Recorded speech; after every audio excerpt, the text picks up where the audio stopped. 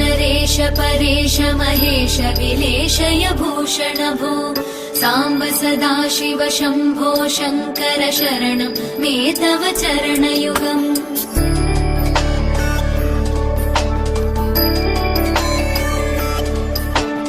उमया दिव्य सुमङ्गल विग्रहया लिङ्गित वामाङ्ग विभो साम्ब सदाशिव शम्भो शङ्कर शरणं मे तव चरणयुगम् दूरीकुरु मामज्ञमनाथं दूरीकुरु मे दुरितं भो साम्ब सदाशिव शम्भो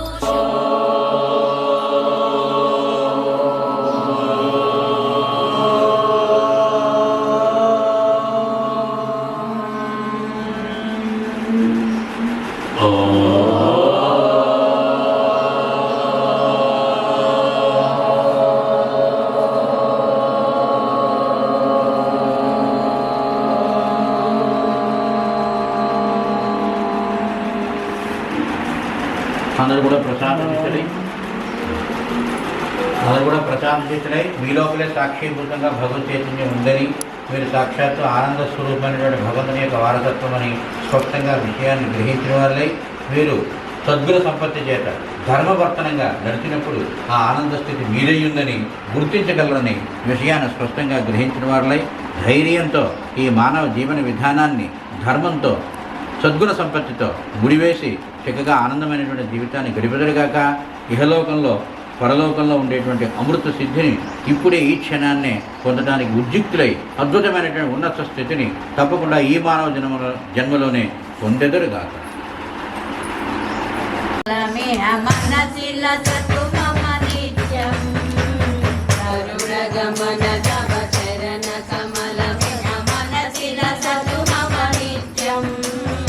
मनसिलसतु मम नित्यं मम गुरुदेव मम पा गुरुदेव मम गुरुदेव मम पा गुरुदेव गरुडगमन तव शरण कमल मनसिलसतु मम नित्यं मनसिलसतु मम नित्यं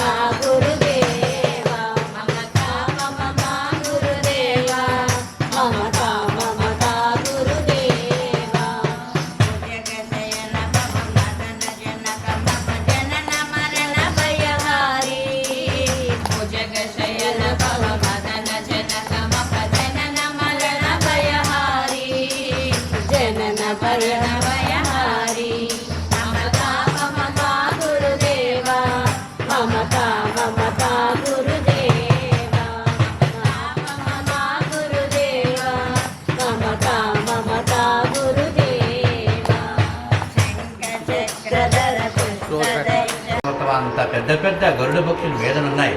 అవన్నీ కూడా భూతలం మీద తిరిగితే మనకు చోటు ఉన్నది కనుక మన అందరినీ కూడా ఏం చేశారు, గరుడ పక్షులు చిన్న చిన్న పక్షులు పెట్టించి అంతంత పక్షులు చూపించి ఇలా ఉంటాడు అందాని తాలూకా నమూనా ఇక్కడ దించారు. అంతేగాని గరుడ లోకంలో నిజంగా గరుడాల వారు మన గెద్దలాగే ఉంటారు, కానీ చిన్న గెద్ద కాదు. ఆ గద్ద మీద స్వామి వచ్చారని చెప్పి ఒక మంచి గురువుగారు ఈ పాట రాశారు. ఆ పాటను జాగ్రత్తగా వింటే మనలో భగవంతుడు ఉన్నాడు, మనల్ని రక్షిస్తాడు, మన విశ్వాసాన్ని తగినట్టుగా ఆయన తాలూకా రక్షణ దొరుకుతుంది అని చెప్పి ఆ పాట తాలూకా అర్థం. అందరూ కూడా గరుడ గమన అనేటువంటి పాటను యవ్వన గోపాల వార్ధక్య మృత్యు దాకా పనికొస్తాయి. మృత్యు వచ్చిన తర్వాత మళ్ళీ కొత్త జన్మకి ఏంటి కారణం? ఎవరో చెప్పారు, బియ్యం బస్తా ఇంట్లో ఉందయ్యా నాకేంటని చెప్పి సిగరెట్ పెట్టి వెలిగిస్తున్నాడు. సిగరెట్ పెట్టి వెలిగిస్తున్నాడు. ఆ నెలంతా కూడా సిగరెట్ పెట్టి శుభ్రంగా ఊదేస్తే వచ్చి నెలకి బియ్యం ఎలా వస్తాయి? అందుకని యజమాని పాటుపడాలి కదా. అలాగే మనం కూడా ఈ జన్మలో దానం, యజ్ఞము, దానము, తపస్సు 3 కర్మలు జాగ్రత్తగా చేస్తే దాని యొక్క సదుపాయం చేసి వచ్చే జన్మలో మళ్ళీ మనిషిగా లేదా మహనీయుడిగా విజ్ఞానవేత్తగా పడుతుంది. ఏం చెప్తాను అంతే. పునరభిమరణం పునరభిజననం జఠరే సైనం భజ గోవిందం. ఆ చేత పూర్వజన్మ సుకృతవశాత్తు ఈ జన్మలో చేసినటువంటి సుకృతవశాత్తు మరు జన్మ లభిస్తూ ఉంటాయి. ఈ జన్మ పరంపరలన్నీ కూడా జ్ఞానం వృద్ధి అయినంత వరకు కూడా జన్మలు మారుతాం. జ్ఞానం వృద్ధి అయిన తర్వాత జ్ఞానేచ భరతరచభి, జ్ఞానికి నాకు తేడా లేదా ఏమండి. అందుకని దుఃఖ శాంతిని చేయుదుమా దుర్గుణంబులను దృంచుదుమా. దుఃఖశాంతి అంటే ఎవరో కష్టాల్లో ఉన్నారు. గుండె ఇంట్లో ఎవరైనా సరే ఒక బంధువులు కానీ ఎవరైనా సరే బాగా ఆత్మీయులు కానీ పక్కకు పోతే గుండె అంతా నీరైపోయి భయపడిపోతారు. అప్పుడు చక్కగా చుట్టూ బంధువులు కనిపించి నేనున్నాను రా, బాధపడుకో నేనున్నాను అని చెప్పి నలుగురు అక్కడ కనిపించేసరికి వాళ్ళకి మళ్ళీ కొత్త ధైర్యం వచ్చి గుండె కాస్త కుదుట్టుపడి కాస్త మళ్ళీ లౌకిక ప్రపంచంలో చక్కగా జీవనశైలి వస్తుంది. అందుకని ఆపదలో ఉన్నవాడికి ఎవరో కనిపించకపోతే భయం వేస్తుంది. ఒక అడవిలో కానీ మనం ఒక్కరిగా ఉండిపోతే భయం వేస్తుంది. అక్కడ 10 మంది ఉంటే ధైర్యం వస్తుంది. అలాగే ఈ విధంగా దుఃఖాల్లో ఎవరైనా సరే ప్రారంభరీత్యా వారి దుఃఖాన్ని పొందినప్పటికీ కూడా మేమున్నాం అని చెప్పగలిగాను. అలాగే ఒక పోలియో అయినా ఎంతో బాధపడుతాను, నేను ఎలా బ్రతకనని పక్క నుండి నేనున్నాను రా నీకేంటి అని చెప్పి ఒక గవర్నమెంటో ఓ స్నేహితుడో ఓ బంధువో ఓ పెదనాన్నో చిన్నాన్నో లేదా వీధిలో వల్ల ఎవరో ఒకరు నేనున్నాను అంటే అతను చక్కగా ధైర్యంగా బ్రతుకుతాడు. అంతేగాని పోలియో వాడికి భోజనం ఎక్కడి నుంచి వస్తుందంటే వాడు అయోమయంగా మర్నాడే సూసైడ్ చేసుకోవాలి. ఇలాగే ఎంతో అంగవైకల్యం కలిగిన వారు ఉంటారు, ఎన్నో కష్టాలతో ఉంటారు, ఆర్థిక ఇబ్బందులు, అనారోగ్య ఇబ్బందులు, కుటుంబ సమస్యలు, ఇలా కళ్ళడిల్లిపోయే ప్రపంచం ఉంటుంది. దీని అందరికీ కూడా ఏం చేయాలి? దుఃఖ శాంతిని చేయుదుమా దుర్గుణంబులను దృంచుదుమా. కొంతమందికి అన్నీ ఉంటాయి కానీ ఏమంటే మా ఆయన గారు శుభ్రంగా విపరీతంగా తాగేస్తున్నారండి, అతనికి శాంతి లేదండి, అతను శుభ్రంగా ఇంటి దగ్గర డబ్బులన్నీ తీసుకెళ్ళి పేకాట ఆడేస్తాడండి అని చెప్పి కొంతమంది వచనాలతో ఉంటారు. అప్పుడు వాళ్ళ శ్రీమతి గారికి మనం బియ్యం పప్పు ఇస్తే అది తీరదు కదా. మొత్తానికి ఆ యజమాని తీసుకొచ్చి నన్ను ఇలా ఉండకూడదు, ఇదిగో కాశీరా కలకత్తారా, ఇదిగో దీనికి ఒక కడియం వేసుకో, మంచి మనసు తెచ్చుకో, ఇదిగో దీనికి ఇది ఉంది అని ఓషధ రూపంలోనే ఏదైనా దుర్గుణాలు మానిపించవచ్చు. లేకపోతే మనం చక్కగా ఒక మంచి గైడెన్స్ సత్సంగ సభ్యుల మధ్యలో పెడితే అతని దుర్గుణాలన్నీ కూడా పోతాయి.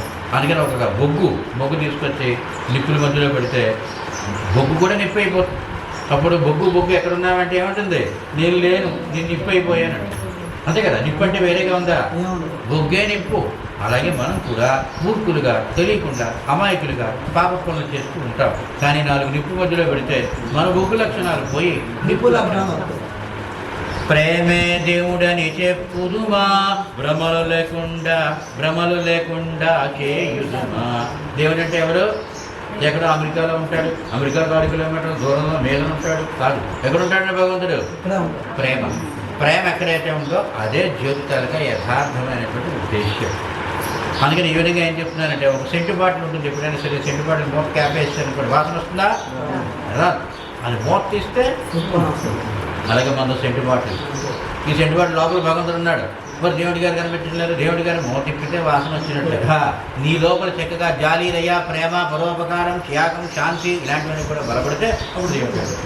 అలాగే మీరందరూ కూడా చక్కగా భజన చేస్తే, ఒక దేవుని చక్కగా భక్తిగా కొలిస్తే అప్పుడు ఆహా నిజంగా దేవుడు దిగొచ్చినట్టుందండి ఆ పాటలు, దేవుడు దిగొచ్చినట్టుందండి ఆ భజనలు. అందుకని మనలోనే దైవం ఉంది.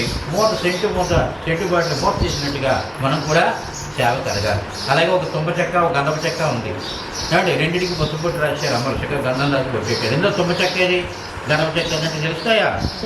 అరగదీస్తే గంధపు చెక్క నుంచి సువాసన వస్తుంది, తుంప చెక్క నుంచి ఏం రాదు. అలాగే మనం కూడా అరిగితే వస్తుంది దైవత్వం. అంతేగాని తుంప చెక్కలాగా యథాతథంగా ఉంటే అది తుంప చెక్క తెలియదు, గంధపు చెక్క తెలియదు. అలాగే మనకి భౌరీయం అనేటువంటి సంస్థానం కూడా ఎందుకు ఏర్పాటు చేశారు? ఎవరి కొంపల్లో వారు చక్కగా కమ్మగా వండుకొని తిని హాయిగా పడుకోవచ్చు కదా. అక్కడి నుంచి ఇక్కడికి ఎందుకు వచ్చారు అంటే అరగాలి. గంధపు చెక్క ఏం చేయాలి? అరగాలి. అరిగితేనే సువాసన వస్తుంది. అరిగితే తరిగితే అరగాలి. ఏ విధంగా సేవల్లో అరగాలి ఏమండి, ఇంకేంటండి అరగాలి, చెరగాలి. దేంట్లో చెరగాలి? మన అహంకారం చెరగాలి. చెరిగితే అప్పుడు వస్తుంది చక్కగా ఆ ఉద్ధరణ. అందుచేత ఇక్కడ ఏం చెప్పారంటే, ఇంకేం చెప్పారండి? సోదరీల శోకం బాపుదుమా సాధు ధర్మమును చెప్పుదుమా. సోదరీలు అంటే ఎవరు? స్వామి వివేకానంద మొట్టమొదటిగా ఈ యొక్క వాక్యం వాడారు.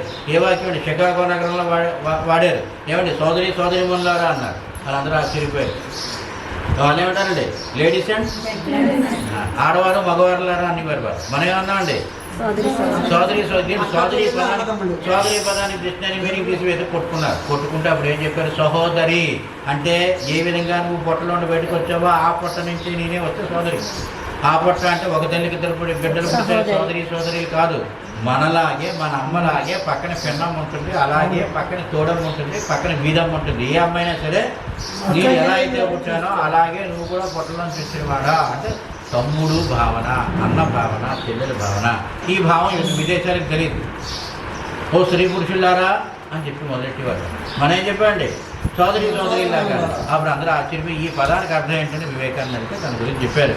సహోదరి అంటే చక్కగా సహా ప్లస్ సోదరి, నాతో పాటు పుట్టిన వారులారా అంటే నేను ఏ విధంగా అయితే వచ్చానో మీరు అలాగే వచ్చారు.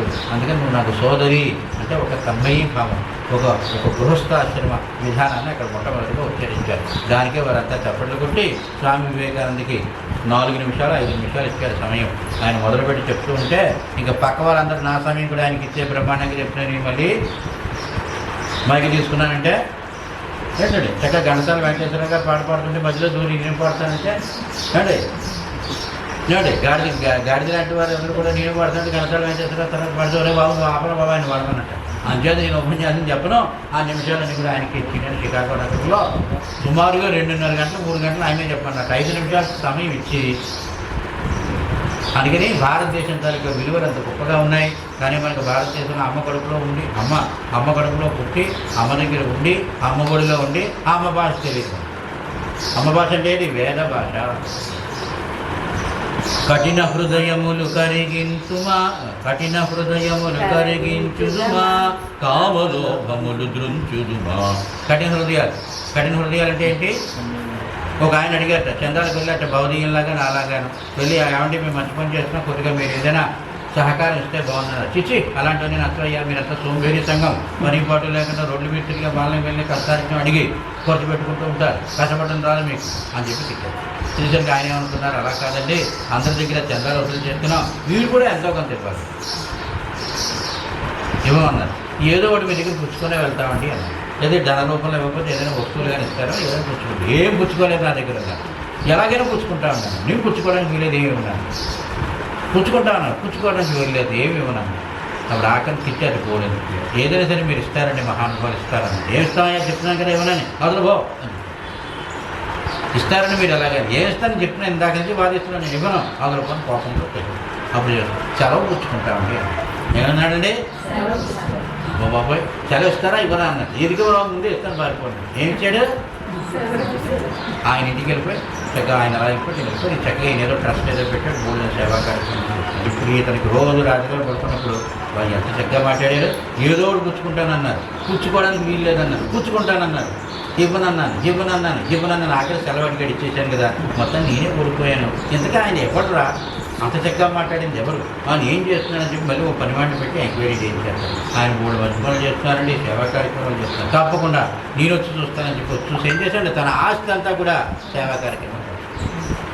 అందుకని ఓపిక ఉండాలి మనం. అంతేగాని మూర్ఖులు సైతం మనం చేసేటువంటి మంచి పనులకి, మనం మాట్లాడేటువంటి తీరికి, మనం నడిచేటువంటి విధానం కలిగి ఉంటారు. అలాగే బుద్ధుడి దగ్గరికి ఎవరు వచ్చారట, ఏమంటే మీరు బాగానే చెప్తున్నారు కానీ సోషల్ వెల్ఫేర్ బుద్ధం శరణం తెచ్చాము, సంఘం శరణం తెచ్చాము, ధర్మం శరణం తెచ్చామంటే ఎవరు వినడం లేదు, ఎవరు మారడం లేదు. మూర్ఖులు ఉన్నారు, దగాపూర్లు ఉన్నారు, మనిషిని తలకాయ తీసేసేటువంటి మూర్ఖులు ఉన్నారు. అలాంటి వారి దగ్గరికి బుద్ధం శరణం తెచ్చాడు ఎవరి కొడతారని బాబు ఏం చేయలేము, మీ ధర్మ ప్రచారణ ఎవరు మారటం లేదండి. అప్పుడు చెప్పారు బుద్ధుడు, మారటం లేదు కదయ్యా, నీ దగ్గర మనస్సులోంచి నీవంత భావ గాంభీర్యత చెప్పడానికి నీకు రావడం లేదు, చెప్పడం నీకు రాకపోవడం వల్ల వారు అలా ఉన్నారు. అంతేగాని చెప్పే సత్తా నీ దగ్గర ఉంటే భార్య సత్తా వాడి దగ్గర ఉంది. అలాగే చూడండి, ఇనుము కలుగుతుందా, అట్లు పెనం పెడతారు. మీరు ఎప్పుడైనా చూసారు అమ్మలో అట్లు పెనం పెట్టుకుని దాని మీద అట్లు వేస్తున్నారు. అట్ట వేసుకుంటే పెనం కరిగిపోతుందా? లేదు. అదే హై టెంపరేచర్, దాని పిన్నిస్ కానీ సూది కానీ ఏదైనా తయారు చేయాలి. అప్పుడేం చేస్తారు, స్టీల్ ప్లాంట్ అలాంటి ప్లాంట్లో పెట్టి ఏ ఇనుము వేసినా మొత్తం కడిగి నీరు అయిపోతుంది. దాని తుప్పు అంతా పోయి చక్కగా తెల్లగా స్వచ్ఛంగా స్టీల్ టైప్లో పెడుతుంది. ఎందుకండి దానికి హై టెంపరేచర్ అంటే వేడి తక్కువగా ఇస్తే కరగదు. ఒక ఆవిడ పాలకోవా చేసేస్తారు. ఏం చేశారండి, 15 లీటర్ పాలు తెచ్చారు, పొయ్యి మీద పెట్టారు. అడుగుని ఏం చేశారండి, అగరత్తి వెలిగించారు. అంబికా దర్బార్ పెట్టి వాడు పెట్టారు. ఇలా తిప్పుతున్నట్టు ఇంకా బాగున్నది, ఇంకా పక్కింటి వాడికి ఏంటి పని అన్నాడు. పొయ్యి మీద పెట్టాను కదా అన్నాడు. పొయ్యి పెట్టా, పొయ్యికి నేను పెట్టాను, ఇగో మంట పెట్టాను. ఏమంట, అగరబత్తి వెనకాల అగరబత్తి వెలిగిస్తున్నారు. ఏంటంటే పాలకోవా అవుతుందండి, పాలు విరిగిపోయి పంపు కొట్టారు. దానికి ఏం చేయాలండి, టెంపరేచర్ హై టెంపరేచర్ పెట్టాలి. అందుకని దానికైతే చక్కగా గ్యాస్ సిలిండర్ అది పెట్టి ఓ పొయ్యి మీద పెడితే ఆ వేడికి పాలకోవా తయారవుతుంది. అంతేకాని కోవా కావాలి అగరత్తి వెలిగిస్తే రావు. అలాగే మనం కూడా లోక సేవలు చేస్తే ఎదుటి మారలేదు, మీరు చెప్తుంటే వినడం లేదు, మీరు చెప్తుంటే హేళన చేస్తున్నారు అని చెప్పంటే దానికి కారణం నువ్వు హై టెంపరేచర్ పెడితే ఎటువంటి వారైనా పెరుగుతారు. గురువు చెప్పంటే నీ దగ్గర చెప్పడం చేత కాలేదు నీకు, నువ్వు హృదయంలోంచి చెప్పు, ప్రేమగా చెప్పు, స్వచ్ఛంగా చెప్పు, ఏమాత్రం కమిషన్ లేకుండా చెప్పు. అలా చెప్పడం నీకు వస్తే మారేవారు మారుతారు. అందుకే నిజాలు చెప్పండి, సమాజం అంతా కూడా నీ చేతుల్లో ఉంది. సమాజ మార్పు, సమాజ చేర్పు, సమాజ కూర్పు అంతా నీ చేతుల్లో ఉందని స్వామి వివేకానంద. ఇప్పుడు చెప్పండి, మన ఏదైనా మానవుడు తలుచుకుంటే ఏ పనైనా అవదా? ఎలా అవుతుంది? మానవుని యొక్క పౌరుష గాంభీర విశేషాన్ని బట్టి మన దగ్గర సమర్థత లేకపోతే నా దగ్గర పెట్టినాను, సమర్థత లేకపోతే ఏ పని చూడండి. ఇంకేం చెప్పారండి, కఠిన హృదయములు కరిగించుదుమా, కామలోభములు దృంచుదుమా. కఠిన హృదయాలు అంటే ఏది, మూర్ఖులు ఉంటారు, దొంగలు ఉంటారు, అది ఊసకోత కోసేస్తుంటారు ప్రజలు. హాస్పిటల్లో బాంబులు వేస్తారు, ఆర్టీసీ బస్ మీద బాంబులు వేస్తారు. ఎందుకంటే దేశాన్ని పడగొట్టాలి. ఆ రాజకీయ నాయకుల మీద నీకు కోపం ఉంటే ఇక్కడ హాస్పిటల్లో బాంబులు వేస్తారు. ఇక్కడ ఎంతమంది అనాథులు పేషెంట్లు పోతారు అంటే పోదామని. ఇలా అయితే గవర్నమెంట్ పడిపోతుంది, గవర్నమెంట్ వీళ్ళందరికీ ధనం ఇస్తుంది, గవర్నమెంట్ పడిపోయిన తర్వాత మళ్ళీ మేము వెళ్ళచ్చు అని ఇలా మూర్ఖంగా చేస్తూ ఉంటారు. ఇలాంటి హృదయాలు కూడా పెరిగిపోతాయి. మీ తొలక తపోజ్వలమైనటువంటి నీ సాధన విధానాన్ని బట్టి హై టెంపరేచర్ పెంచితే ఏదైనా కలిగి స్టీల్ ప్లాంట్ ఎప్పుడు చూసినా ఆఖరికి పెద్ద పెద్ద ఇటుకలు, పింగాణితో తయారు చేసిన ఇటుకలు పెట్టినా ఆ యొక్క స్టీల్ ఐరన్ కరిగి పారుతూ ఉంటే ఇటుకలు కూడా పొడవైపోతుంది. అవి మళ్ళీ మార్చేస్తుంటారు, 15 రోజులకు వస్తారు, 2 రోజులు. ఎందుకంటే ఇటుక కూడా టెంపరేచర్ కాయదు. ఎంచేత సూదు తయారు చేయడానికి, ఐరన్ తయారు చేయడానికి మట్టి, నల్ల మట్టి ఉంటుంది కొండలో. ఆ మట్టి తీసుకెళ్ళి గల్లాలో వచ్చేస్తే అంతా బూడిదైపోయి దాని మించి ఇనుము కరిగి నీళ్ళలా పరిగెడుతుంది. ఆ దూలాలా తయారు చేస్తారు. ఆ దూలాలు మళ్ళీ సూదులు, అన్ని వస్తువులు తయారు. అంటే స్టీలు కరిగి అంటే కరుగుతుందా? ఎలా కరుగుతుంది? దానికి అంత టెంపరేచర్ హై చెయ్యి, హై చేస్తే అన్నీ తెలియదు. అంతేగాని మనం 15 లీటర్లు పాలకోవా తయారు చేయడానికి ఒక అగరబత్తి వెలిగించి పాలకోవా అంటే రాదు. అందుకే నాయా ఆత్మ బలహీనకో లభ్య, చేతకాన సన్నాసులకు బతికే హక్కు లేదని చెప్పారు వివేకానంద. అందుకని మనం చేతకాని వాళ్ళ ఉందామా, చేతనైన వాళ్ళ ఉందామా? అంచేత మానవుని యొక్క పౌరుష మన హృదయంలో భగవంతుడు ఉన్నాడు. అతన్ని వెలికి తీస్తే ఏ కార్యం వచ్చింది. అందుకని ఇక్కడ అమ్మగారు ఏం చెప్తున్నారు, ఇంకా చెప్తున్నారండి, కామలోభములు దృంచుదుమా. కామం, క్రోధం, లోభం, మోహం, మదం, మాత్సర్యం. ఏంటండి? 6 ఉన్నారట ఈ ప్రపంచంలో. 6 కూడా శత్రువు. అంచేత నరకానికి పోయే మార్గం ఎంత ఉన్నదట, పెద్ద పెద్ద ద్వారాలు ఉన్నాయి కాబట్టి. ఆర్చీలు ఉంటాయి చూసారా, ఎక్కడికి హైవే మీద ఆర్చి పెడతారు, ఇలా టోల్ గేట్ దగ్గర, టోల్ ప్లాజా దగ్గర పెడతారు, పెద్ద బోర్డు పెడతారు. ఈ లారీలు వెళ్ళిపోతారు, పెద్ద ఎంత హై అయినా సరే అంత ఎత్తి కడతారు. అలాంటివి ఎన్ని ఉన్నాయండి? 6 ద్వారాలు ఉన్నాయి. ఈ 6 ద్వారాలు ఏంటంటే, ఒకటి మొదటిది కామము, క్రోధము, లోభము, మోహము, మోహము, మాత్సర్యం. ఈ ద్వారాల్లో ఏ ద్వారాన్ని పోవచ్చు? ఎక్కడికండి? నరకానికి. నరకానికి పోయే తావులు ఎంత ఉన్నాయండి? టోల్ ప్లాజా దగ్గర ఉండే 6 లైన్స్ ఇలా ఉంటుంది. వచ్చే కారు వచ్చినట్టు పోవచ్చు. అది మోక్షానికి మార్గం ఉందిట. అది ఎలా ఉంది? ఇరుకు మార్గం. ఇలా బొర్రంచుకొని చూసారా, చిన్న గుళ్ళు ఉంటాయి, అది చిన్నది, అది ఇరుకు ఉంది. ఒకటే కదా. మీరు ఎవరన్నా అరుణాచలం వెళ్తే మోక్ష ద్వారా ఉంటుంది, ఎంత చూసారా? అందులో దూరి జాగ్రత్తగా రావాలి. అందుకని నేను నేరుగా నిలబడడానికి లేదు, కూర్చొని వెళ్ళడానికి లేదు, పడుకొని అమ్మ కడుపులో బిడ్డ ఎలా పుడతాడో అలా పుట్టాడు. దాని పేరు మోక్షం. అది ఎందుకు పెట్టారు అంటే మోక్షం. చేరుదమా విశ్వప్రేమలో చేరుదమా కలహము కష్టమని చెప్పుదమా మిత్ర భావన నిల్పుదమా కలహము కష్టమని చెప్పుదమా మిత్ర భావన నిల్పుదమా భక్తియ భాగ్యమని చెప్పుదమా భక్తియ భాగ్యమని చెప్పుదమా భవబంధములు త్రుంచుదమా లోక సేవలు చేయుదమా విశ్వప్రేమలో చేరుదమా వివేకముతో వైరాగ్యము చేతన వివేకముతో వైరాగ్యము చేతన రాగద్వేషములు అనుచుచును లోక సేవలు చేయుదమా విశ్వప్రేమలో చేరుదమా లోక సేవలు చేయుదమా విశ్వప్రేమలో చేరుదమా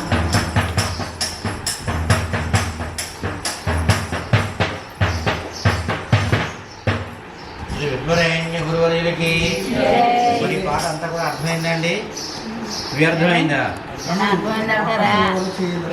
ఈ పాట మీరు అడిగిన శక్తి అయినా దగ్గరగా ఉందా అని ఎలా ఉందంటారు? లోక సేవలు చూడండి, ఎవరికైనా ఒక దాహంతో మంచినీళ్ళు ఇచ్చామనుకోండి మనకి వెంటనే ఆనందం వస్తుంది. ఆనందమే శక్తి.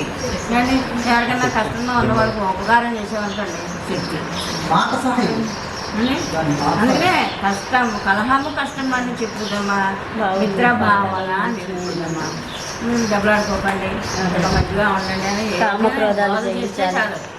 ధర్మబోధలు ఇలాంటివి ఏం చేసినా మనకి శక్తి వస్తుంది. అంచేత లోక సేవలు చేయుదుమా విశ్వ ప్రేమలో చేరుదుమా వివేకముతో వైరాగ్యము చేత రాగద్వేషములు అంచేత ఇక్కడ ఏం చెప్తున్నారు? వివేకముతో వైరాగ్యము చే వివేకం కాదు. వివేకం అంటే ఏంటండి? ఎవరండి? పూర్ణ మార్కెట్లో దొరుకుతుందా, అన్నపూర్ణ మార్కెట్లో దొరుకుతుందా అంటే ఇది ఎక్కడ ఎవరు అమ్మరు.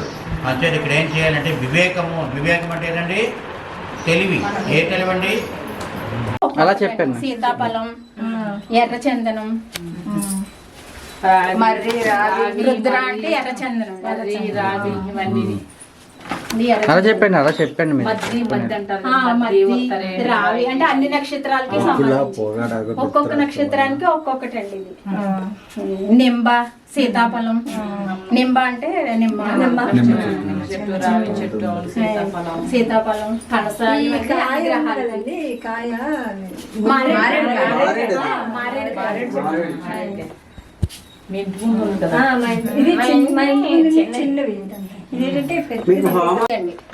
సంస్కృతంలో పాలసహ, చంద్ర పాలసహ అంటారు. ఇది ఒక గ్రహానికి అన్నమాట.